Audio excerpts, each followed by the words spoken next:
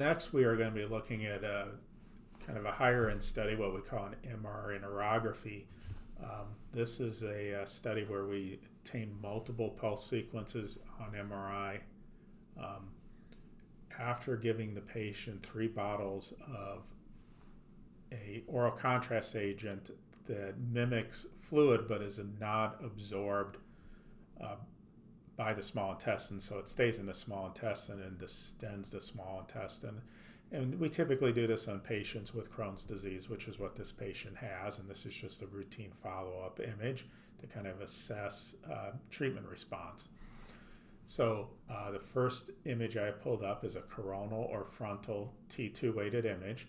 You can see that these are loops of bowel, and the contents and the lumen of the small bowel are bright from the contrast, and we got contrast all the way through to the cecum, so we've distended the small bowel.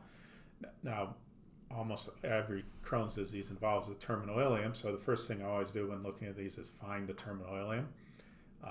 And so this is the cecum here, and now we have the terminal ileum is right here. You can see that there is some oral contrast going through, but it's very thin. The lumen is very narrowed. And this darker area that I've outlined here, that is the bowel wall, and that is markedly thickened. You can compare that to just some more normal loops of small bowel in the left hemiabdomen over here. You can see fairly thin, 1 to 2 millimeter, and this is fairly thick walled.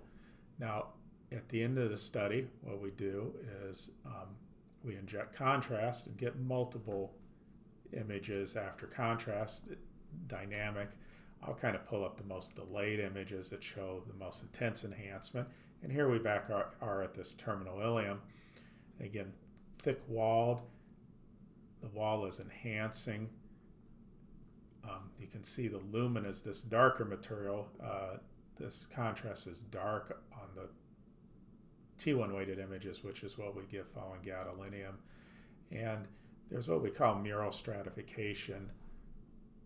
I'll try to magnify that up, but you can see that there is enhancing outer wall, little inner wall that's enhancing less, and then the lumen.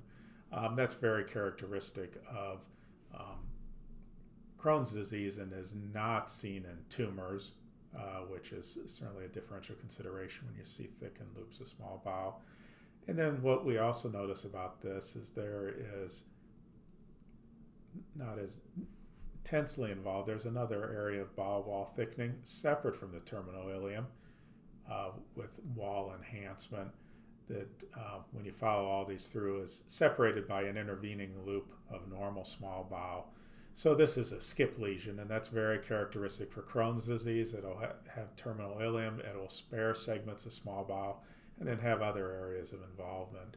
So again, very characteristic appearance of Crohn's disease in this patient.